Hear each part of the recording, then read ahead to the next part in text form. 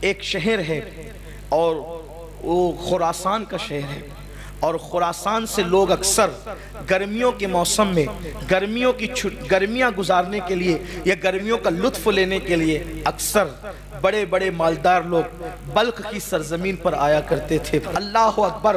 تو بلخ کی سرزمین پر لوگ جیسے آج ہمارے یہاں لوگ جاتے ہیں چھٹیاں گزارنے کے لیے، گرمیاں گزارنے کے لیے، گرمیوں کا لطف لینے کے لیے ٹھنڈے علاقوں میں، نینی تال وغیرہ بھی لوگ جاتے ہیں اور بھی علاقوں میں، لیکن یاد رکھیں اس پر کوئی ممانعت نہیں ہے، وہاں جا کر کوئی پاپ نہ کرے۔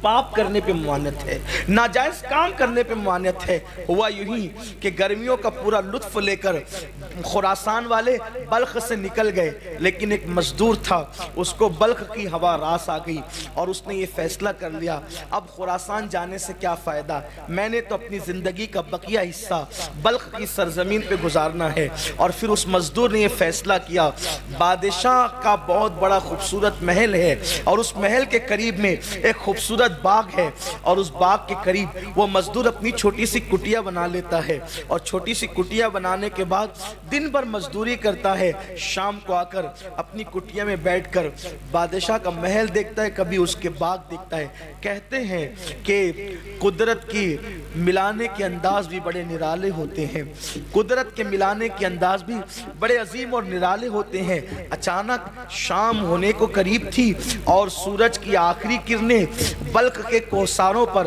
تھوڑا آسان کر کے کہوں کہ بلخ کے پہاڑوں پر اپنی آخری کرنوں کی تجلیاں ڈال رہی تھی، اور رات آنے کو بیتاب تھی، دن جانے کے لیے بے چین تھا، رات آنے کو بیتاب تھی۔ ایسے میں دن اور رات کی کشمکش میں شام نے جنم لیا، شفق کا جمال جو ہے وہ پورے آب و تاب کے ساتھ بے نقاب ہوا، اور آخری کرن کے جاتے جاتے اور شام کی پہلی جو ہے وہ صباحت آ گئی، ہوا کے آنے سے آتے آتے دل کھچ رہا تھا ایک مزدور کا ایک باغ کی طرف، اس لیے کہ باغ سے جو ہوا ہو کر کے آ رہی تھی ایسا لگتا ہے کہ کسی کا پیغام لا رہی تھی۔ دل بیٹھا جا رہا ہے اور بے چینی ہے، بے قراری ہے، اور اس طریقے سے طبیعت ہے کہ جیسے کوئی کھینچ رہا ہے۔ کہتے ہیں کہ عشق اور مشق میں اتنی کشش ہوتی ہے کہ کبھی کبھی یمن والے شام سے کھینچے کبھی کبھی یمن لوگ شام سے کھینچے چلے جاتے ہیں، اور کبھی کبھی یمن والے شام کھینچ کر کے آ جاتے ہیں۔ اللہ اکبر۔ اور کبھی کبھی ایسا ہوتا ہے یمن والے مصر میں آتے، شام والے مصر میں آتے، اور ایک حسن کا بازار لگ جاتا ہے۔ میرے پیارے آقا صلی اللہ علیہ وسلم کے پیارے دیوانوں، ہوا یہی کہ اس مزدور کا دل کھچ رہا تھا، اس کے قدم بوجھل بوجھل اٹھے، اور اٹھنے کے بعد باغ کی طرف گئے۔ جب باغ کی طرف گئے تو ہوائیں مشام جہاں کو معطر کر رہی تھی۔ تھوڑا سا مجھے برداشت کر لے آج، اس لیے کہ آپ نے جو مجھے عنوان دیا میں چاہتا ہوں اسی رنگ میں آپ سے گفتگو کروں، تاکہ آپ بھی اس کی لذتیں اٹھا سکیں اور میں بھی کچھ اس کی لذتوں سے جو ہے اپنے آپ کو مستفیض کر سکوں۔ میرے پیارے آقا صلی اللہ علیہ وسلم کے پیارے دیوانوں، اہل ذوق سے گزارش ہے کہ آج اپنی سماعتوں پر اگر بار لگ رہا ہو تو ہمیں کچھ دیر کے لیے معاف کر دیں، یا ہمارا شمار بچوں میں کر لیں، بڑی نوازش اور مہربانی ہوگی۔ تو عرض یہ کر رہا تھا، ہوائیں آ رہی تھی اور مشام جہاں معطر ہو رہے تھے، اور پھر مزدور کے قدم کشاں کشاں باغ کی طرف بڑھ رہے تھے۔ مزدور نے باغ میں قدم رکھا، اور جیسی قدم رکھا تو ایسا لگا کہ جیسے پھولوں میں کوئی پھول کھلا ہو، پھولوں میں کوئی پھول کھلا ہو۔ اور پھولوں کا حال یہ ہے کہ وہ کھلتے ہیں تو پھول لگتے ہیں، لیکن وہ پھول اس طرح کھلا تھا کہ وہاں آنکھیں نرگس کے پھولوں کی طرح تھی، وہاں بال سنبل کی طرح تھے، وہاں چال ہرن کی طرح تھی، اور لب جو ہے گل و لالا کی طرح دعوت نظارہ دے رہے تھے، اور رخسار یوں کھلے ہوئے تھے کہ کہنے والا یوں کہے کہ جیسے ابھی گلاب کی کلیوں نے پتیوں سے اپنے چہرے کو بے نقاب کیا ہے۔ جیسے ہی نگاہیں چار ہوئی، بیچارہ غریب قسمت کا مارا، وہ تو ایسی بجلی گری، دل تھام کے رہ گیا، اور دل ٹوٹ کر کے دل کا آبگینہ چکنا چور ہو گیا۔ کوئی اتنا بھی حسین ہے، کوئی اتنا بھی خوبصورت ہے، لیکن آنکھیں چار کیا ہوئی تھی قربان، اسلامی تقدس اب تک باقی تھا۔ نگاہیں چار ہوئی لیکن جھک گئی شرم سے، اللہ دیکھ رہا ہے، مگر بس وہ تو اپنا کام کر چکی تھی۔ ہزاروں تلواروں کے ضربوں سے کسی کو قتل کرنا اتنا آسان نہیں ہوتا جتنا نگاہ کے وار سے قتل کرنا آسان ہوتا ہے۔ تلواروں کا کٹا ہوا ایک مرتبہ آہ کرتا ہے اور ہمیشہ کے لیے ختم ہو جاتا ہے، لیکن کشتہ عشق ہر بار جیتا ہے، ہر بار مرتا ہے۔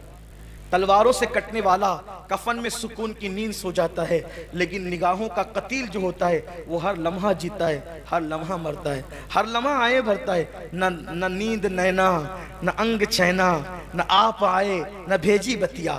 اللہ اکبر۔ آنکھیں چار کیا ہوئی، دل ہار بیٹھا، اور پھر دل کا آپ گینا چکنا چور ہوا، بجلی سی گری، اور گرنے کے بعد شہزادی تھی بلخ کی، اور کنیزوں کے جھرمٹ میں تھی وہ، جس کو تھوڑی دیر پہلے میں نے ابھی پھول کہا، نرگس کہا، اور اس کے بالوں کو جو ہے وہ سنبل سے تشبیہ دی، اس کے چلنے کو ہرن کہہ دیا۔ ہو سکتا ہے کسی کو مبالغہ لگے، لیکن بات یہی ہے کہ وہ شہزادی واقعی تھی بھی اتنی خوبصورت، اور حسن کی ملکہ تھی وہ۔ آج کل کسی کو حسن کی ملکہ کہنا آسان ہے، لیکن کسی کا حسن کی ملکہ بن جانا بہت مشکل ہے۔ کیا تھا بیچارہ مزدور، دل پکڑ کے رہ گیا۔ یوں ہی تو وہ سب کچھ کھو چکا تھا، لیکن کسی کے دیدار نے تو اس کا سب کچھ لوٹ لیا۔ وہ بوجھل قدموں سے چلا، اب نہ خود کی فکر ہے، نہ کھانے کی فکر ہے، نہ مزدوری کی فکر ہے، نہ کوئی اور فکر ہے، بس ایک ہی فکر ہے، وہ کیسا تھا، وہ کیسا تھا۔ کبھی کبھی ہوا کے جھونکے آتے تو رات کی تاریکیوں میں بیچارہ دروازہ اپنی کٹیا کا کھول دیتا، کہیں وہ تو نہیں آ گیا ہے۔ انداز ہو بہو تیری آواز پاک کا تھا، باہر نکل کے دیکھا تو جھونکا ہوا کا تھا۔ لطافت ہوا کسی کے قدموں کے جو ہے وہ اشارے کے حوالے سے بہت واضح انداز سے انسان کی رہنمائی کرتے ہوئے نظر آتے ہیں۔ ایسا ہی تھا، وہ کبھی ہواؤں سے باتیں کرتا، کبھی فضاؤں سے باتیں کرتا۔ حالانکہ وہ مزدور تھا، لیکن تھا اتنا خوبصورت کہ کوئی شہزادہ بھی اس کے سامنے کھڑا کر دیا جائے تو شہزادے کے حسن کو بھی اس مزدور کا حسن مات دے سکتا ہے۔ اس لیے کہ خوبصورت بچے کوئی ضروری نہیں ہے کہ بادشاہوں کے گھر میں ہی پیدا ہو، مالداروں کے گھر میں ہی خوبصورت پیدا ہو، ایسا ضروری نہیں ہوتا۔ کبھی کبھی کسی غریب کی کٹیا میں بھی اتنا خوبصورت لال پیدا ہوتا ہے کہ کسی کے تاج محل کے اندر بھی ایسا پیدا ہونا جو ہے وہ ممکن نظر نہیں آتا۔ تو اللہ کی عطا ہے، اللہ کی تقسیم ہے۔ اللہ جس کو جب چاہتا ہے، جو چاہتا ہے، جیسے چاہتا ہے عطا کرتا ہے، اس کو دینے کے انداز آتے ہیں۔ وہ مزدور تھا لیکن خوبصورت تھا، حسین تھا، جمیل تھا۔ اگر وہ حسن کی ملکہ تھی تو یہ بھی حسن کا تاجدار تھا۔ اگر وہاں چلنے میں ہرن کی ادائیں تھی تو یہاں بھی چلنے میں جو ہے باز کی بے باکیاں تھی۔ اگر وہاں آنکھوں میں نرگسی پن تھا تو یہاں بھی آنکھوں کے اندر مستانہ جو ہے وہ مستیاں جھلکتی تھی۔ اگر وہاں پر جو ہے اللہ اکبر رخسار گل لالا کی طرح کھلے ہوئے تھے تو یہاں بھی رخسار شفق سے کم نہیں تھے۔ حسن اللہ اکبر کم و بیش دونوں کا برابر تھا۔ فرق اتنا تھا کہ وہ محل کی رہنے والی تھی اور یہ کٹیا کا ایک مزدور تھا اور ایک اجنبی مسافر تھا اس بلخ کے شہر کے اندر۔ پھر کیا ہوا، دن گزرتے گئے، رات ہوتی گئی، نہ کھانے کی فکر نہ پینے کی فکر۔ کسی عاشق کے زار سے جا کر کے پوچھو جب واقعی عشق ہوتا ہے تو کیفیت کیا ہوتی ہے۔ کبھی ہم بھی وہ لمحے مانگتے ہیں، اللہ ہمیں وہ لمحے عطا کر کہ تو اپنے محبوب کا عشق ہمیں دے دے، کہ میرے دل کو درد الفت وہ سکون دے الہی، میری بے قراریوں کو نہ کبھی قرار آئے۔ جو جنا بنائے بن کو، جو چمن بنائے بن کو، جو جنا کرے چمن کو، میرے باغ میں الہی کبھی وہ بہار آئے۔ پھر کیا تھا، کچھ دن اسی طرح گزرے، دیوانگی میں، مستانگی میں، کبھی ہواؤں سے باتیں کرنا، کبھی دیواروں سے باتیں کرنا، کبھی فضاؤں سے باتیں کرنا، کبھی مسلح بچھا کر کے گڑ گڑاتے رہنا۔ اللہ اکبر۔ مگر کوئی ثابت نہیں کر سکتا تاریخ میں کہ اس ملاقات کے بعد پھر اس کی گلی کا کوئی چکر لگایا ہو۔ کوئی ثابت نہیں کر سکتا اس ملاقات کے بعد اس لڑکی سے کوئی رابطہ کیا ہو۔ یہ پاکیزگی ہے اسلام کے اندر کہ اگر نظریں چار ہو گئی، دل ہار بیٹھا تو اب خدا سے مانگ رہا ہے، کوششیں کر رہا ہے، نکاح کے لیے پلان کر رہا ہے۔ یہ انداز نہیں ہے بیہودہ جو لوگ کرتے ہیں، جو لوگ جس میں ڈوبے ہوئے نفسانی، یہ نہیں ہے۔ کتوں کی طرح نکل گئے تکنے کے لیے، بلی کی طرح نکل گئے، جب بلی چھچڑے کو تکتی ہے نا ایسے نکل گئے۔ یہ انداز نہیں ہے، یہ گندہ پن اور کمینہ پن اسلام میں نہیں ہے۔ اسلام میں ہر چیز کے آداب اور اصول ہیں۔ نظریں چار کیا ہوئی، مسلح پر آ گئی جناب، ہواؤں سے باتیں کرنے لگے، فضاؤں سے باتیں کرنے لگے، اور جب دیوانگی ایک جگہ پہ تھم گئی، ایک حوصلہ پیدا کیا عشق نے، چل یار چل کر سیدھے بات کرتے ہیں، ڈائریکٹ بات کریں۔ لڑکی کو کسی پارک میں بلا کر اس کی آبرو کا منصوبہ بنانا، یہ نامردی تو ہو سکتی ہے، عشق نہیں ہو سکتا۔ مردانگی کیا ہے؟ جس سے نظر چار ہوئی، جس کا حسن پسند آیا، جائز طور پر اس کو اپنے نکاح میں لے لیتے، اس کو مانگ لیتے ہیں۔ کون؟ کٹیا میں رہنے والا مزدور جو خود بلگ کا ہے بھی نہیں، خراسان سے آیا ہے چھٹیاں گزارنے کے لیے گرمیوں کی، کسی کے ساتھ قافلہ چلا گیا، رک گیا، اور اب آنکھیں چار ہوئی ہے تو فیصلہ کرتا ہے کہ میں نے جانا ہے اور بادشاہ سے اس شہزادی کا ہاتھ مانگنا ہے جس نے میری نیندیں اڑا رکھی ہے، جس نے میری نیندوں کو برباد کر دیا، میرا چین لے لیا، میرا سب کچھ چھین لیا۔ پھر کیا تھا؟ رات کو تیاری کی، آخری پہر میں سسکیاں لیتے ہوئے کٹیا کے اندر سسکیاں لیتے ہوئے دعا کی، بگڑی بنانے والے میری بھی بگڑی بنا دے، قسمت سنوارنے والے تو قسمتوں کو بدل دیتا ہے، میری قسمت میں بھی جو ہے وہ اسے لکھ دے جسے میں نے دیکھا ہے، اس لیے کہ اوروں کو جو ملا ہے مقدر سے ملا ہے، مجھ کو تو مقدر بھی تیرے در سے ملا ہے۔ خدا کی بارگاہ سے کون سی نعمت نہیں مل سکتی؟ وہ تقدیر بنانے والا رب ہے، اس نے تقدیر لکھی ہے، اس نے تقدیر بدلنا بھی وہ جانتا ہے۔ ہائے ہائے، راتوں کی آخری پہر کی سسکیاں لی، صبح کا انتظار کرنے لگا، اور پھر وہ اجنبی مسافر مزدور صبح ہوتے ہوتے بادشاہ کے محل کی طرف بڑھا۔ جب بادشاہ کے محل کی طرف گیا تو وہاں پر دربار لگا ہوا تھا، خاص و عام کی سنوائیاں ہو رہی تھی، اس لیے کہ جب ہم بادشاہ تھے تو لوگوں سے نفرت نہیں کرتے تھے، بلکہ ہمارے یہاں دربار لگا کرتے تھے اور ہر خاص و عام سے بادشاہ ملاقات کرتا تھا، اس کے مسائل پوچھتا تھا۔ اچانک کوئی سپاہی آتا ہے، آداب حضوری بجا کر کے لا کے کہتا ہے، بادشاہ سلامت، جہاں پناہ کوئی مزدور آیا ہے اور وہ آپ سے باریابی چاہتا ہے اور کہتا ہے مجھے بادشاہ سے بات کرنا ہے۔ بادشاہ نے کہا بھیجو، اسی لیے تو بیٹھے ہیں۔ آ کر کے مزدور سامنے کھڑا ہوا، بدن پر پیوندار لباس ہے، آنکھیں جو ہے بھری بھری ہے، اور جو میں نے حسن بیان کیا اب دوبارہ اس کو پھر کہوں گا تو وقت جائے گا، وقت ختم ہونے سے پہلے گفتگو مکمل کر لینی ہے، آپ کی توجہ بھی اللہ کرے سلامت رہے۔ پھر کیا تھا؟ اتنے بڑے نوجوان کو اور پھر خوبصورت جوان کو بادشاہ نے دیکھا، اور پھر بادشاہ نے کہا جائے کس مقصد کے تحت آپ آئے ہیں؟ تو اس جوان نے پوری بے باکی کے ساتھ کہا، جہاں پناہ جو فریاد میں لے کر کے آیا ہوں وہ فریاد لوگوں کے سامنے پیش کرنے کی نہیں ہے، اگر آپ میری فریاد سننا ہی چاہتے ہیں تو میں تخلیہ چاہتا ہوں، تخلیہ عطا کیا جائے، اس کے بعد گفتگو ہوگی۔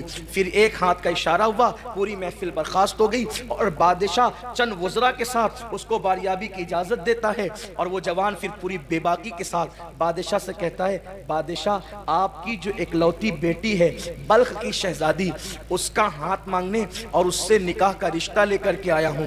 جیسے ہی یہ بات ایک اجنبی مسافر مزدور کی زبان سے، جس کے بدن پر پھٹا پرانا پیوندار کپڑا تھا، لیکن جب اس کی زبان سے یہ بات سنی گئی تو جیسے لگا کہ پیروں کے نیچے سے زمین کھسک گئی ہو۔ وزیر کی آنکھوں میں خون اتر آیا، کہتے ہیں چائے سے زیادہ کتنیاں گرم ہوتی ہے، وزیر کی آنکھوں میں خون اتر آیا، اور وزیر نے اپنی تلوار کو جو ہے حرکت دیتے ہوئے کہا، بدبخت بد نصیب انسان، اپنی اوقات دیکھ، اور تو شہزادی کا ہاتھ مانگنے کے لیے آیا ہے؟ کبھی سوچا بھی تو ہوتا کہ کیا مکمل میں بھی کبھی ٹاٹ کے پیون لگا کرتے ہیں؟ مگر واہ مسلمان، واہ اسلام، کیا انداز تھا بادشاہوں کا۔ بادشاہ نے وزیر کو جھڑکتے ہوئے کہا، کیا بکواس کرتے ہو؟ پھلدار ٹہنیوں پہ پتھر تو کوئی بھی پھینک سکتا ہے، پتھر پھینکنے پر اعتراض کیوں ہے؟ بات اتنی ہے، اسلامی نقطہ نظر سے ہر جوان کو حق ہے کہ جہاں وہ لڑکی دیکھے وہاں وہ اپنا رشتہ بھیج سکتا ہے۔ اب بات آپ پر ہے، پسند آئے تو دیجئے، نہ پسند آئے نہ دیجئے، اس طرح کسی کو روب سے دبایا نہیں جا سکتا۔ آپ اس کی فریاد سنیں، اگر آپ دے سکتے ہیں تو دیں، نہیں دے سکتے تو نہ دیں۔ بادشاہ نے بہت حسن تدبیر کے ساتھ معاملے کو رفع دفع کیا، اور پھر اس سے کہا کہ وزیر آپ سے بات کریں گے، آپ ان سے بات کر لیجئے۔ اور پھر وزیر سے کہا، دیکھو غریب ہے، اسلامی نقطہ نظر سے یہ رشتہ مانگ سکتا ہے، ہم بادشاہ ہیں، اسے رشتہ نہیں دیں گے، ایسی کوئی کڑی شرط یا مشکل شرط رکھ دو جس کو یہ پورا ہی نہ کر سکے، اگر یہ پورا نہیں کر سکے گا تو معاملہ خود ہی ختم ہو جائے گا اور پھر دوبارہ منہ دکھانے کے قابل نہیں رہے گا۔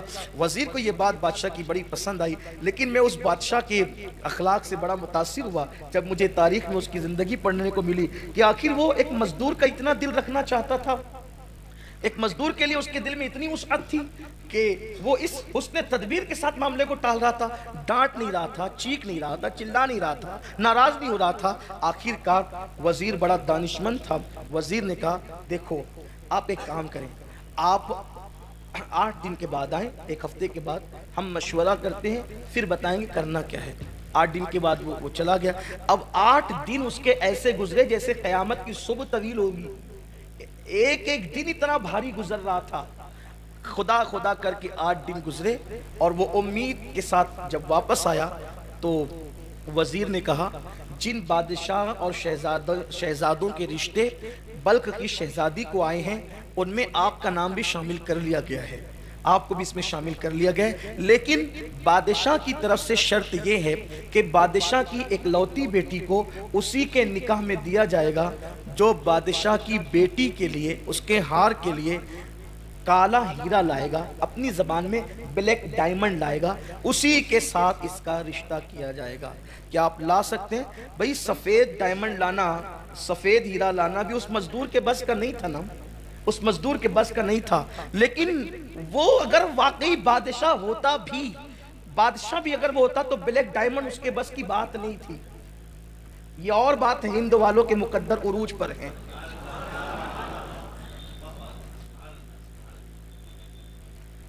اس کے بس کی بات ہی نہیں تھی،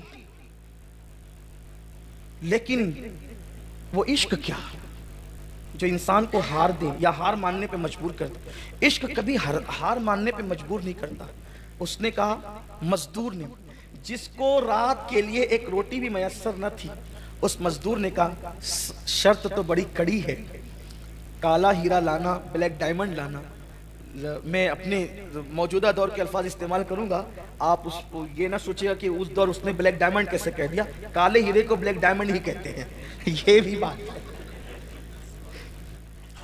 کالے ہیرے کو بلیک ڈائمنڈ ہی کہتے ہیں، لیکن تو کچھ بھئی موجودہ اصطلاحات بھی تو ہمیں استعمال کرنی ہوتی ہے آپ کے درمیان اتر کر گفتگو کرنے کے لیے۔ اس نے کہا کہ چیز تو بڑی مہنگی ہے، بادشاہ بھی اس کو نہیں لا کر دے سکتا ہے، لیکن جب محبت کی ہے نا، عشق کیا کسی سے، تو ہم لا کر دیں، کوشش کریں گے۔ اور میں سب سے نا امید ہو سکتا ہوں، لیکن اپنے رب سے نا امید نہیں ہوں۔ میرا اللہ میری ضرور مدد کرے گا، کیونکہ میری محبتوں میں پاکیزگی، میری محبتوں میں اخلاص ہے، میری محبتوں میں بناوٹ نہیں ہے، میری محبتوں میں خلوص ہے، میں ضرور لاؤں گا۔ اور اس کے بعد گیا، گھر لوٹا، بھیگی بھیگی رات تھی، بلخ کی بھیگی بھیگی رات تھی، رات کا آخری پہر تھا، شبنم گر رہی تھی۔ اقبال کے لہجے میں، پھولوں کو آئے جس دم شبنم وضو کرانے، نالا میرا وضو ہو، رونا میرا وضو ہو، نالا میری دعا ہو۔ اللہ اکبر۔ وہ گڑ گڑاتا رہا، سسکیاں لیتا رہا اور کہتا رہا، مولا کبھی تو نے کسی مانگنے والے کو محروم نہیں کیا، تیرا وعدہ ہے مجھ سے مانگو میں عطا کروں گا۔ مولا شاید کسی سے سچی محبت ہو گئی ہے، اب اس کو پانے کے لیے ایک سچا راستہ میں نے کیا ہے، لیکن ظالم وقت کے لوگوں نے اتنی سخت کڑی شرط لگا دی ہے، میرے بس میں نہیں ہے، میں بے بس ہوں، لیکن تو اختیار رکھتا ہے۔ مولا مجھے کامیاب کر دے، اس مہم میں کامیاب کر دے۔ روتا رہا، سسکیاں بھرتا رہا، دعا کرتا رہا۔ کہتے ہیں کہ رات کے آخری پہر کی دعا کبھی رد نہیں ہوتی، باب اجابت الہی سے ٹکرائی جاتی ہے، اور پھر صبح ہوتے ہوتے آنسوؤں کا طوفان تھم گیا، اور ایک ایسی غیر محسوس طاقت نے دل میں حوصلہ پیدا کیا، اٹھ اور اپنا سفر شروع کر۔ جس عشق کی راہ کا تو مسافر بنا ہے، اس عشق کی راہ کے مسافر جا، اپنے سفر کا آغاز کر۔ بس دل میں ایک عجیب سی لگن تھی، امنگ تھی، پھاوڑا اٹھایا، گردن پہ رکھا، اور نامعلوم منزل کی طرف وہ خراسان کا ایک مسافر بلخ کی سرزمین پہ روانہ ہو گیا۔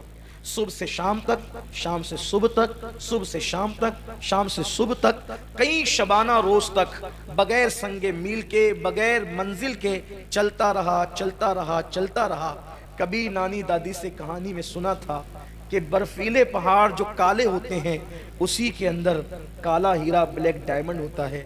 سفر شروع رہا، چلتا رہا، چلتا رہا، کئی دن کی مسافت کے بعد ادھر بھی پہاڑ، ادھر بھی پہاڑ، ادھر بھی پہاڑ، ادھر بھی پہاڑ، پہاڑوں میں گھر گیا۔ چاروں طرف دیکھا، تھک کر بیٹھ گیا۔ تھک کے بیٹھا، سوچ رہا تھا میں کہاں آ گیا، میری منزل کہاں تھی، میں کہاں آ گیا۔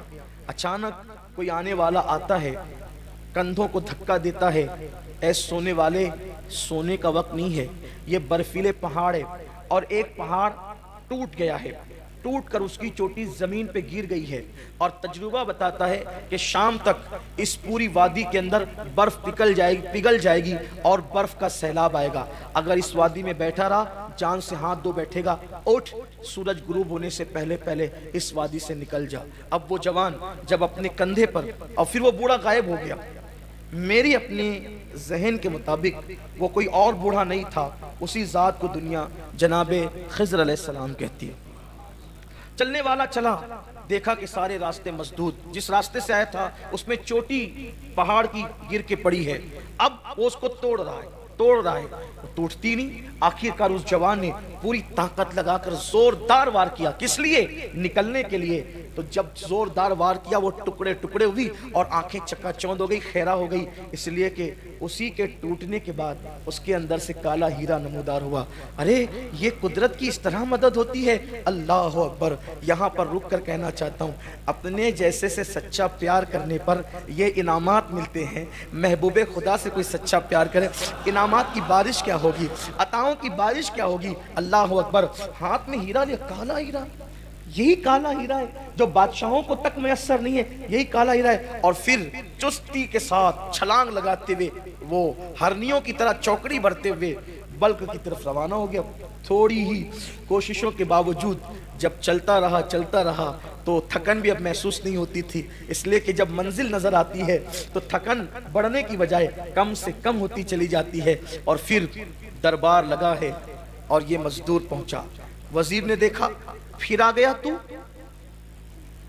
یہ شریفوں کی عادت نہیں، ہم نے تو جو قید لگائی تھی تم نے اس شرط کو پورا نہیں کیا اور پھر چلے آئے ہو پریشان کرنے کے لیے۔ اس نے بڑی محبتوں کے ساتھ کہا، میں پریشان کرنے نہیں آیا، میں تو شرط کی تکمیل کرنے آیا ہوں۔ جیسے اپنی مٹھی کو کھولا، بادشاہ اور سارے وزراء کی آنکھیں چکا چوند ہو گئی۔ یہ لیجئے اپنا بلیک ڈائمنڈ اور اپنا وعدہ پورا کیجئے۔ بادشاہ نے وزیر کی طرف، وزیر نے بادشاہ کی طرف دیکھا کہ اب کیا کریں، اس نے تو شرط پوری کر دی، وہ بادشاہ بھی جو نہیں کر سکتا تھا وہ عاشق نے پوری کر دی۔ وزیر ہوشیار تھا، آنکھوں میں باتیں ہو گئی، پیغام دیا ہے، کبھی پیغام لیا ہے، نظروں سے محبت میں بڑے کام لیا ہے، آنکھوں میں باتیں ہو گئی۔ اور جب باتیں ہو گئی تو وزیر نے کہا، ارے اصل بات یہ تو ہمارا مطالبہ تھا۔ شہزادی دراصل کان کی بالیوں میں سفید موتیاں پہننا بہت پسند کرتی ہے۔ ایک آخری شرط ہے اور قطعی ہے، اس کے بعد کوئی شرط نہیں ہوتی۔ آخری شرط ہے 2 موتی بالیوں کے لیے لے آؤ، شہزادی کے لیے، بس رشتہ ہو جائے گا۔ ایک مزدور کے لیے کہ کم تھا؟ پھر دل پکڑ لیا، وائے رے ناکامی، ہائے رے ناکامی، اب کیا کروں؟ لیکن پھر عشق نے کہا، ہارنا مت، ہمت مت ہارنا، اٹھ چل آگے بڑھ۔ جیسے کوہساروں میں، پہاڑوں میں اللہ نے بلیک ڈائمنڈ تجھے دے دیا، کالا ہیرا دے دیا، موتی کا انتظام بھی قدرت کر دے گی۔ پھر نکلا، گھر پہنچا، دعا کی، پھر چلا، خوب لمبا سفر کیا، سمندر کے کنارے پہ پہنچا۔ کہتے ہیں کہ سمندر کے اندر صدف ہوتی ہے اور صدف کے اندر موتی ہوتا ہے، لیکن تیراکی جانتا نہیں تھا، عشق والا تھا۔ پانی لیا، چلو سے باہر پھینکا، پھر لیا، پھر باہر پھینکا، پھر لیا، پھر باہر۔ کیوں؟ میں تھوڑی دیر میں سمندر کو خالی کر دوں گا، اور جب سمندر خالی ہو جائے گا تو پھر اس کے اندر کی سیپ نظر آئے گی، پھر سیپوں کو اٹھاؤں گا، دامن میں بھر لوں گا۔ 2 موتیوں کا مطالبہ ہے، میں تو وہاں موتیوں کے فرش بچھا دوں گا۔ پانی پھینک رہا ہے، صبح ہوتی ہے، شام ہوتی ہے، لیکن وہ سمندر کی موجیں بڑھتی ہی جاتی ہے۔ کہتے ہیں عشق سچا ہو کامیابی مل ہی جاتی ہے۔ نگاہیں حسرت سے آسمان کی طرف اٹھتی ہے، 1 دن 2 دن 3 دن 4 دن 6 دن۔ اگر میری جماعت کا اتنا بڑا مفکر اس واقعے کو نہ لکھا ہوتا، واللہ کبھی محراب میں بیٹھ کر بیان کرنے کی میرے اندر ہمت نہ تھی، کہیں لوگ مجھے جھوٹا تصور نہ کریں، لیکن میں اس ذات پر اعتماد کر رہا ہوں جو ہماری جماعت میں سند کی حیثیت رکھتی ہے، اس ذات نے اس واقعے کو لکھا ہے۔ اللہ اکبر، بڑا عظیم مفکر، بڑا عظیم دائی، یورپ کی سرزمین پر اسلام کی شمع کو روشن کرنے والا دائی، انہوں نے اس واقعے کو لکھا ہے۔ نگاہیں آسمان کی طرف اٹھی اور پھر کہا، مولا میری مدد کر، یہ کیا ہے؟ میں پانی پھینکتا ہوں پانی بڑھتا جاتا ہے۔ کہتے ہیں کہ جب چاند مکمل ہوتا ہے، یعنی کہ جب چاند مکمل ہوتا ہے، پورا ہو جاتا ہے، 14ویں کا چاند جب ہوتا ہے تو سمندر کے اندر جوار پھاٹا آتا ہے، یعنی کہ مد و جزر آتے ہیں، وہ اپنی کرنوں سے پانی کو کھینچتا ہے اور پھر سمندر کے اندر نیچے کی چیزیں اوپر، اوپر کی چیزیں نیچے، یوں ایک بھونچال آ جاتا ہے۔ بس ایسا ہی ہوا، 14ویں شب آئی اور آنے کے بعد جب مد و جزر کے مناظر دیکھے تو کئی سیپیں جو ہے وہ پڑی تھی، صبح کا وقت ہوا، دامن میں سمیٹا اور سفید موتیوں کو لے کر پھر دوڑا۔ اب جب گیا تو وہاں پر دربار لگا تھا، پھر آ گئے، ہاں وعدہ پورا کر رہے ہیں، یہ موتی بھی لے آئے۔ موتیوں کو دیکھے، سچے موتی، بادشاہ لوگ تھے، وزیر لوگ تھے، جانتے تھے سچے موتی۔ اب کوئی جواب نہ تھا۔ وزیر نے بہت ہلکی آواز میں کہا، سوچو تو صحیح، کہاں رشتہ لے جا رہے ہو؟ آپ نے شرطیں تو پوری کر دی ہے، لیکن تھوڑا بادشاہ کا خیال تو کرو۔ ابھی کچھ باتیں ہو ہی رہی تھی، اچانک ایک کنیز دوڑی دوڑی آئی اور اس نے کہا، شہزادی اچانک گری، بے ہوش ہو گئی ہے، اس کی نبضیں جو ہے وہ تھمتی جا رہی ہے، اس کی سانسیں رکتی جا رہی ہے۔ پوری محفل اٹھی شہزادی کی طرف، وائے رے ناکامی، ہائے رے ناکامی۔ شرطیں تو پوری ہو گئی، بلیک ڈائمنڈ بھی پیش کر دیا گیا، سفید موتی بھی دے دیے گئے، لیکن جس کے لیے گئے تھے اسی کا انتقال ہو گیا اور وہ شہزادی دنیا سے کوچ کر گئی۔ سب کہہ رہے تھے شہزادی مر گئی، مر گئی، مر گئی، لیکن مزدور کہہ رہا تھا میری شہزادی نہیں مر سکتی، میری محبت نہیں مر سکتی، میرا پیار نہیں مر سکتا۔ پھر کیا تھا، پورا بلخ سوگواری میں ڈوب گیا، شہزادی کو غسل دیا گیا، غسل دینے کے بعد کفن پہنایا گیا، اور پھر بادشاہ کی بیٹی تھی، ہزاروں کے لاکھوں کے ہجوم میں جنازہ اٹھا، یہ بھی سر جھکائے جھکائے مزدور چل پڑا۔ پھر کیا تھا، نماز جنازہ ہوئی اور لاکھوں لوگوں نے ڈبڈباتی ہوئی آنکھوں سے شہزادی کو شاہی قبرستان میں دفن کر دیا۔ لوگ اپنے اپنے گھروں کو چل پڑے اور پھر رات نے اپنی سیاہ چادر بلخ کی سرزمین پہ تان دی، لوگ غموں میں ڈوبے بستروں پہ لیٹ گئے۔ کہتے ہیں کہ رات کا آخری پہر تھا، رات کی سیاہ زلفیں تھوڑا کمر سے نیچے آ کر ڈھلک گئی تھی، ایسے وقت میں وہ اپنی کٹیا سے نکلا اور نکلنے کے بعد کون؟ کندھے پہ کدال رکھ کر مزدور نکلا، اور نکلنے کے بعد جس نے کالا ہیرا اور سفید موتی لائے تھے، یعنی دریا اور کوہساروں کو جس نے مسخر کر دیا تھا، وہ آج اپنی موت کو گلے لگاتے ہوئے بہت بڑا خطرہ مول لے رہا تھا۔ یہ وہ پہنچا شاہی قبرستان میں، تازہ ترین قبر دیکھی، یہی شہزادی کی قبر تھی۔ پہلے گھٹنے ٹیک کر جو ہے وہ شہزادی کی قبر کی مٹی کو بوسے دیے اور اس کے بعد جلدی جلدی سے مٹی ہٹائی۔ تازہ قبر تھی، جلدی سے مٹی ہٹ گئی، تختے نظر آئے، تختے ہٹائے، جیسے ہی کفن دکھا بے چین ہو گیا، بے قابو ہو گیا، نیچے قبر میں اترا اور شہزادی کو کندھے پہ ڈالا، مٹی برابر کی، گھر کی طرف روانہ ہو گیا۔ شہزادی کو لے جا کر کے اپنے گھر کی کٹیا میں ڈال دیا اور ڈالنے کے بعد آسمان کی طرف دیکھ کر رونے لگا گھٹنوں کو ٹیک کر۔ جب بوڑھی زلیخا جوان ہو سکتی ہے، ڈوبا ہوا سورج پلٹ آ سکتا ہے، مردہ سے زندہ، زندہ سے مردہ پیدا ہو سکتا ہے، مومن سے کافر، کافر سے مومن پیدا ہو سکتا ہے۔ اے وحدہ لا شریک، تو وہی تو ہے، تو کسی سے پیدا نہیں، تجھ سے کوئی پیدا نہیں ہوا، لم یلد ولم یولد تیری شان ہے۔ روزانہ نسیم سحر تو چلاتا ہے، روزانہ کلیوں کو کھلنے کا شعور تو دیتا ہے، روزانہ جو ہے وہ صبح کا اجالا تیرے حکم سے تڑکتا ہے، روزانہ رات کی سیاہی تیرے حکم سے آتی ہے۔ ہاں ہاں، پتیاں ہر بہاروں میں جو ہے وہ درختوں پر اگتی ہے، پتھروں کے اندر پھول پیدا ہوتے ہیں، دریاؤں کو روانی تو نے دی ہے، سمندر کو طغیانی تو نے دی ہے، ستاروں کی انجمن تو نے سجائی ہے، سریا کو تو نے سجایا ہے۔ روزانہ چاند نکلتا ہے، گھٹتا ہے، گھٹتا ہے، گھٹتا ہے، گھٹ جاتا ہے، پھر نکلتا ہے، بڑھتا ہے، بڑھتا ہے، بڑھ جاتا ہے اور بدر کامل ہو جاتا ہے۔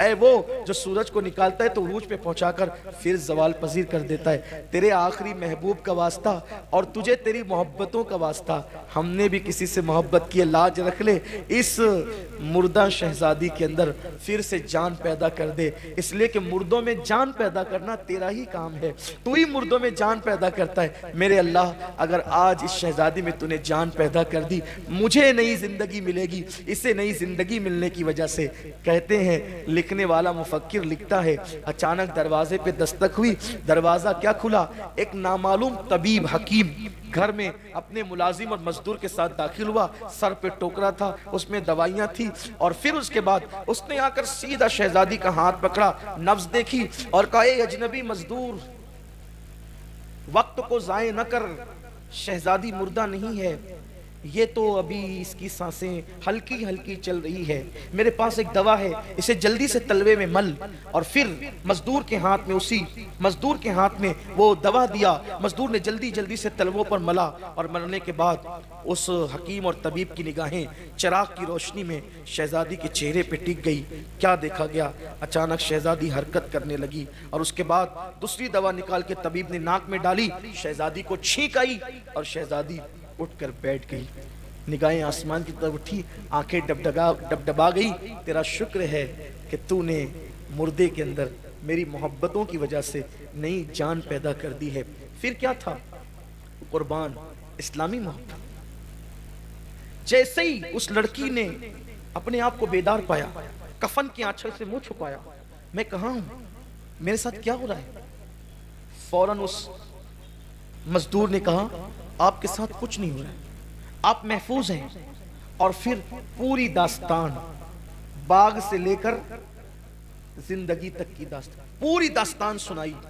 हम आपके लिए इतना सब कुछ किए, आप इंतकाल कर गई, हत्ता कि मेरी मोहब्बतों ने तुम्हें जिंदा किया है। बस क्या हया की मलका थी वो हुस्न की मलका भी थी, हया की भी, आजकल की लड़कियों की तरह नहीं। उसने तो कफन से चेहरा छुपा लिया था।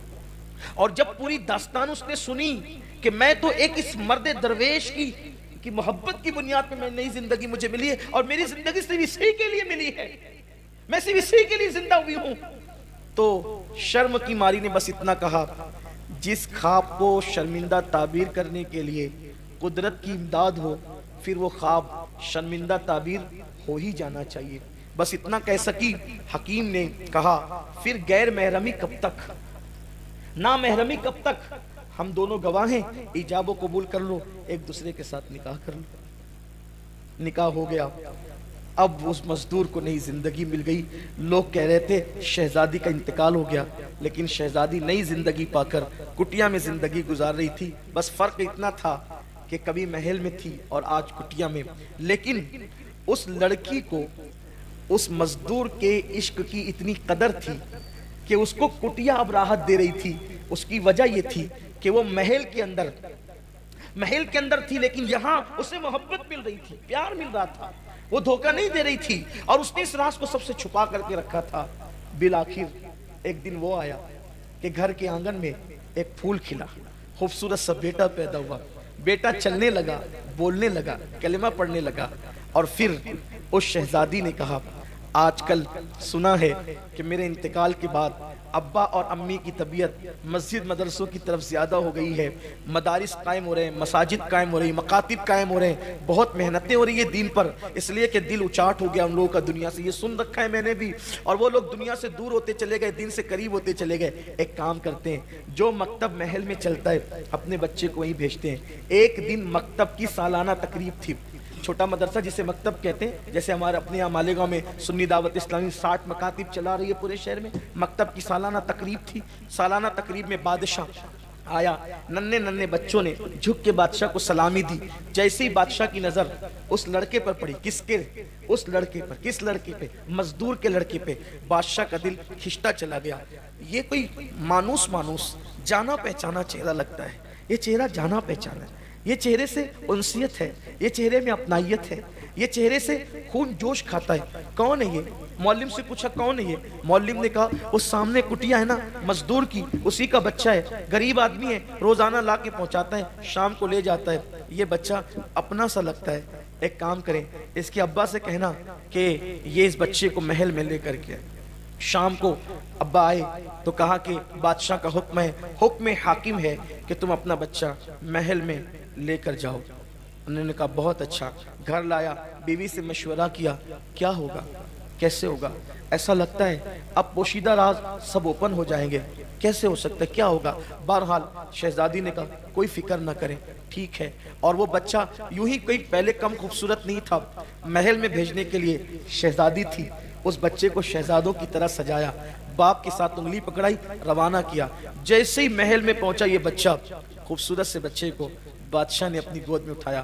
مزدور بھی بھیس بدل چکا تھا, مجھے پہچانا نہ جا سکے کہ چند سالوں پہلے رشتہ مانگنے آیا تھا اور شہزادی انتقال کر گئی تھی, پتہ نہیں کیا ہوگا. بھیس بدل لیا. جیسے ہی بادشاہ نے دیکھا اس بچے کو, قابو نہ پا سکا, اٹھایا گود میں اور سیدھا زنانہ خانے میں بادشاہ گھس گیا. بادشاہ اس طرح نہیں جایا کرتے تھے زنانہ خانے میں, لیکن جیسی ملکہ کی نظر بادشاہ کے گود کے بچے پڑی, یہ مانوس جانا پہچانا چہرہ, غور کیا, کہا بادشاہ جانتے ہیں مرحوم شہزادی کا بچپن ایسا ہی تھا نا, اس کی ناک دیکھو یہ مرحوم شہزادی کی طرح ہے, اس کے ہونٹ دیکھو مرحوم شہزادی, اس کی آنکھیں مرحوم شہزادی کی, ارے یہ تو مرحوم شہزادی کے ہو بہو دکھتا ہے. کس کا بچہ ہے؟ ارے وہ سامنے جو کٹیا میں مزدور رہتا ہے اسی کا بچہ ہے. یہ بچہ میری مرحوم شہزادی کی یاد دلاتا ہے, یہ میرے یہاں رہے گا, اب ہم اسے جانے نہیں دیں گے. بادشاہ نے کہا کہ بچے خریدے اور بیچے نہیں جاتے نا, تو پہلے اس کے ماں باپ سے پوچھنا پڑے گا. کوئی بات نہیں, غریب لوگ ہیں, ہم اپنے محل میں ان کو جگہ دے دیں گے, وہ ہمارے محل میں رہیں گے, ہم بچہ دیکھتے رہیں گے, تسلی ہوتی رہے گی, کسی کی گود خالی کرنا ہمارا مقصد نہیں, ان سے بات کرو. بادشاہ باہر آیا, کہا کہ ملکہ کی خواہش ہے کہ یہ بچہ محل میں رہے. مزدور نے جواب دیا بچے بیچنے کے لیے نہیں ہوتے. دیکھا قدرت کے انداز, کل یہ کھڑے تھے کسی بچی کو مانگنے کے لیے اور آج وہ کھڑے ان کے بچے کو مانگنے کے لیے. اسی کو دنیا کہتے ہیں, کما تدین تدان, اسی کو دنیا کہتے ہیں. بچے بیچنے کے لیے نہیں ہوتے. پھر ہم اپنی بیوی سے مشورہ کریں, یہ بچہ میرا اس کا مشترکہ بچہ ہے, ہم اپنی بیوی سے مشورہ کریں گے, بیوی جو کہے گی اس پہ عمل کریں گے. اچھا ایک کام کریں, آپ کی بیوی کو منانے کے لیے ہماری ملکہ آپ کی کٹیا میں آ جائے گی, آپ کی بیوی کو منانے کے لیے ہماری ملکہ آپ کی کٹیا میں آ جائے گی, وہ منا لے گی, منانا جانتی ہے, وہ میری ملکہ منانا جانتی ہے, منا لے گی, آپ یہاں کے رہنا, عیش میں رہو گے. اچھا ٹھیک ہے, چلا گیا بچے کو لے کر. ابھی یہ گھر پہنچا تھا, ادھر ملکہ نے کہا ڈولیاں تیار کی جائے. پورے کر و فر کے ساتھ سفر کرنے والی ملکاؤں نے فوراً کہا خواجہ سراؤں سے محل سے لے کر کٹیا تک کے قطار لگا دو اور ہمیں وہاں جلدی سے جلدی پہنچا دو. ڈولیاں اٹھی, لوگ کہنے لگے اچانک ملکہ کدھر جا رہی ہے؟ کسی نے کہا وہ مزدور کی کٹیا میں جا رہی ہے. کہا رے تعجب ہے, مزدور کی کٹیا میں؟ کہا ہاں, کوئی تعجب نہ کرو, جب سے شہزادی کا انتقال ہوا ہے ان لوگوں کو غریبوں سے پیار ہو گیا ہے, کٹیا میں جانے لگے, نیک ہو گئے, پرہیزگار ہو گئے, جا رہے ہوں گے کسی کٹیا میں دعا لینے کے لیے, کیوں تعجب کرتے ہو؟ بہرحال خواجہ سرا آگے بڑھتا ہے اور اس کے بعد مزدور کے گھر پہ دستک دیتا ہے, دروازہ کھولو, ملکہ تشریف لا رہی ہیں, آپ کی بیوی سے ملنے کے لیے تخلیے کا موقع دو. جیسے ہی دروازہ کھولا گیا, سنا گیا, دوڑتے ہوئے مزدور نے کہا ملکہ آ رہی ہے, اب تو سارے راز کھل جائیں گے, اب تو شاید قدرت پہ ہی منظور ہے. اور پھر ملکہ آ گئی, جیسے ہی نظر پڑی پلک جھپک گئی, میں کوئی خواب تو نہیں دیکھ رہی ہوں, غور سے آنکھیں پھاڑ پھاڑ کے, شہزادی شہزادی شہزادی شہزادی ہو تم تو مر چکی تھی. لیکن دوسری طرف بھی جذبات کا تلاطم تھا, قابو نہ پا سکی. 4 سے 5 سال کے بعد جس بیٹی کو 5 سال پہلے مردہ سمجھ کے دفن کر دیا تھا, وہ زندہ کسی کٹیا میں زندگی گزار رہی تھی, کسی کو پتہ ہی نہیں تھا. ماں بیٹی لپٹ لپٹ کر خوب روئے, اور جب رو چکے, جب جذبات کا تلاطم تھما, بیٹی تم یہاں, شہزادی نے پوری داستان سنائی کہ یہاں آنے کا انداز کیا تھا, کیوں آئے تھے, کیسے آئے تھے. کسی کی محبت اور عشق نے نئی زندگی دی اور یہاں آئے اور اب زندگی گزار رہے ہیں. یہ بات جنگل کی آگ کی طرح پورے بلخ میں پھیل گئی. جسے دفن کر دیا تھا اسے کسی کی پاکیزہ محبت نے نئی زندگی دے دی. اور پھر اس کے بعد فیصلہ ہوا کہ اب جسے مزدور کہہ رہے تھے وہ مزدور نہیں ہے, بلکہ وہ تو بادشاہ کا داماد ہے. اور وہ کٹیا میں رہنے والی لڑکی وہ کوئی غریب کی بیوی نہیں ہے, وہ شہزادی ہے بلخ کی. اس کے بعد اعلان ہو گیا اب کٹیا میں نہیں رہ سکیں گے، محل میں چلو، اور اس کے بعد کٹیا سے لے کر محل تک سپاہ کی قطار تھی۔ جو وزیر کل تک ڈانٹتے تھے وہ وزیر آج ہاتھ باندھ کر کے کھڑے تھے۔ محبتوں کو سلام ہے، پاکیزہ محبتوں کو، ان زانیوں کی نہیں، شرابیوں کی نہیں، آبرو لوٹنے والوں کی نہیں۔ اللہ اکبر، ہاتھ بن گئے لوگوں کے ہاتھ، جذبات کا تلاطم تھا۔ وقت کا بادشاہ، بلخ کا بادشاہ دروازے پہ کھڑا تھا استقبال کے لیے، کس کے؟ اس مزدور کے جو چند سال پہلے مزدور کہہ کے پکارا جا رہا تھا۔ اور اس کے بعد ایک کوگا تھا، شور تھا، دل رکھنے کو جگہ نہیں تھی، پورے بلخ کے اندر ایک شور تھا، ہنگامہ تھا۔ کیا ہوا کیا ہوا کیا ہوا؟ آخرکار پورے کر و فر کے ساتھ جب وہ مزدور اپنے بچے اور بیوی کے ساتھ محل میں داخل ہوتا ہے، تو داخل ہونے کے بعد لوگ کہتے ہیں تم نے محبت کا حق ادا کیا، لیکن اس کی نگاہیں جھکتی ہے۔ اور اس کے بعد لوگ کہتے ہیں تم اب مزدور نہیں ہو، تم ولی عہد ہو، بلخ کے بادشاہ تم ہی ہو، بلخ کے بادشاہ تم ہی ہو، تخت تو تمہارے لیے، تاج تمہارے لیے۔ یہی احساس اس جوان کو ساری زندگی ستاتا رہا۔ ایک لڑکی سے خلوص دل کے ساتھ پاکیزہ محبت کی، مزدور سے بادشاہ بن گیا۔ اگر یہ محبت میں نے مدینے کے تاجدار کے ساتھ کی ہوتی تو مجھے کیا مقام نصیب ہو جاتے۔ پھر اس نے مدینے کے تاجدار سے محبت کی، لڑکی سے محبت کر کے، پاکیزہ محبت کر کے، پاپ والی نہیں، پاکیزہ محبت کر کے بلخ کا بادشاہ بنا مزدور۔